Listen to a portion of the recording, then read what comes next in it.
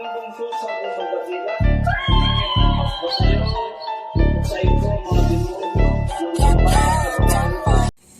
okay, magandang gabi sa inyong lahat. Ito po gagamitin ng medium ang kanyang anak para ho maigsa ng karamdaman ng kanyang tatay. Shout out po sa kanya. Kasamahan ko siya dati sa pagta-tricycle. Okay, tinan mo ha. Pag inipit ko to, makakaramdam ka ng sakit. Ganun mo, ganun. Huwag sa, yan, sa balat. Tinan mo. Pikit. Tinan mo ha. Aray. Bitawan mo. Wala. Pag hinahawakan ka niya, nakakaramdam na siya kasi konektado kayo. Yung balat ba? Yan. Pero bakit ganon? Pag binibitawan ka niya, nawawala yung sakit. Ibig sabihin, wala na yung karga sa kanya, pero pagdating sa iyo, meron kasi may kulam ka related sa barang. Lumalaki ang tiyan mo, di ba? Okay, umpisa na tayo. Satur, Arepo, Tenet, Opera, Rota. Sino gumagambala sa lalaki? Mag-usap tayo sa Spirit ng Diyos. Diyos sa lahat, Diyos sa kinakatakutan sa impyerno. Ang sa Diyos sa Diyos ka, Marelo sa Baute Luluyaba, Ela, Aom. Pasok! Puh! Lalaki, tanggalin mo to ha. Tatanggalin mo ha. Bakit mo ba kinulam to? Inggit o galit? Naiinggit naman. O kanina galit sa kanya, yung sumasanib sa kanya, yung umano sa kanya. Ngayon inggit naman. Bakit ka naiinggit? Maganda bang buhay nito? Opo. Maganda? Mayaman ba sila? Nagtatricycle lang yan eh. Ibig sabihin hindi lang, huwag mo ninyong sinabi ko ha. Ibig sabihin, naghahanap buhay ng marangal. Hindi mayaman. Sakto lang. Huwag kang kulam na kulam ha. O inutusan kita. Gamitin mo yung kamay mo sa ulo niya.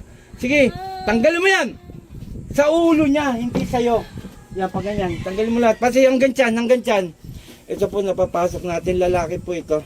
Kilala lang po ni tatay. Sige, baklas. Nagamutin na kita, meron ka ha. Ito po kanina, imbis na papasukin natin agad-agad sa yung bumarang sa kanyang tatay, inuna muna po natin kay ate.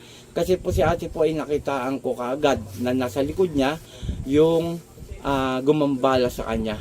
So inalis na natin, kaya ginawa natin medium para po makapasok yung gumagambala sa tatay niya. Tanggalin niyo yan ha. Opo. Ilan kayong gumagambala? Ilan? Ako lang po. Ikaw lang. Huwag kang sinungaling. 3 kayo. Ha? Tama ba ako? Tama? O bakit kailangan mo magsinungaling sa akin? Nagkaroon ba kayo ng sagutan noon? Opo. O nagkaroon kayo sagutan tapos kinulam mo dahil sa inggit. Huwag kang ganyan ha. Opo. Kailan ba binira to? Anong buwan? Kailan pa? Ilang buwan na? Matagal na po. Taon? Hindi po. Oh. Nakaraan lang po. Nakaraan lang. O tanggalin mo lahat yan. Ibabalik ko kung ano nilagay mo. Sige. Nagbayad ka pa ha? 5,000 binayad mo. Ngayon pag namatay itong lalaking ito, another 10,000. Tama ba ako? Opo. Bakit ganon? Paano kaya harap sa ating Panginoon kung ganyan ginagawa nyo? Hindi nyo ba alam may kaparusahan yan? Ha? Sige pa. Adunay! Puh! Sige pa. Gusto mong pasukin ka nito? Para makita kanila na may pasok ka sa noo? Gusto mo? Ayoko po. Gusto mong pasukin kita nitong anib na to? Pang protection sa tao? Gusto mo? Ayoko po. Opo. O sasampulan kita ha? Sato. Puh! Ano? Mainit? Opo. Mainit? Babagain ko pa? Opo. Babagain ko pa? Hindi na po. Sige ba? Tanggal mo! Ito po, pinapakita ko lang po sa inyo ang kagalingan o ang kalakasan nito. Pero ano pa rin tayo sa Panginoon para magkaroon ng karga to at magkaroon ng visa. Sige pa. Kunti na lang. Yung sa tiyan. Ang nilagay sa'yo, tubig na may lumot tapos hangin. Pagka ano mo yan, mamaya utot ka ng utot niyan. Sige pa, kunti na lang. Pasensyahan tayo. Hindi ako natatakot sa inyo. Kahit ilang pa kayo. Pero mo, nagbayad lang ng 5,000, kinana mo na. Talagang pera-perang usapan sa mundo na to Wala kayong inisip kung mapapano ang tao. Ha? Opo. Sige pa. Pasensyahan tayo sa may iwan mo. Ikaw ang kakatayin ko. Sige pa. Konti na lang.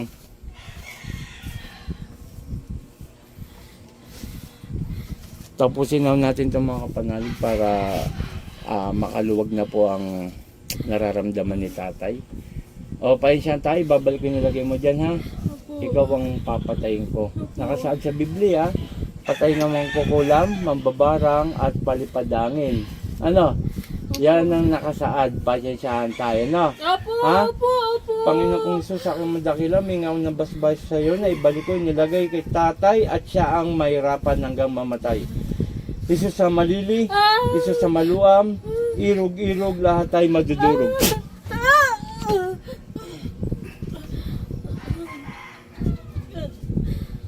Sa ngalan ni Jesus, balik. Ate? Ikaw naman na magbukas, bulong mo yung pangalan mo, apelyido mo. Huwag kayong magpapalit ng ano. Okay na, pahinga ka konti, pahinga. Eto, 3 days ha. Huwag mong patutuyuan. Pagka ganyan na lang, ate, nanay, pagka ganyan, dagdagan sa loob ng 3 araw. Ngayon, may bibigay akong lubigan. Awakan mo muna, kuya, at mamaya i-explain ko sa'yo. Inom ka na kalate. Ay, karga ko muna.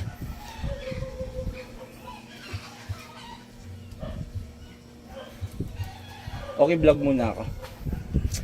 Okay, magandang gabi. Gabi na, inabot tayo ng gabi at merong eksakto nagpunta rito. Sabi ko nga sa inyo doon sa cellphone number ko, tumawag lamang po kayo. Huwag kayo basta-basta pupunta na hindi kayo tumatawag. Kasi mamaya, nasa on the way na ako, patungo ko Manila, Bataan, o saan mang lugar, masasayang po yung pagod ninyo. Tawag muna ho, call muna kayo, sasagot naman po ako. Kung hindi ko agad-agad masagot, mag-iwan kayo ng mensahe para pagka hindi na ako busy, masagot ko kayo, ma-replyan ko kayo.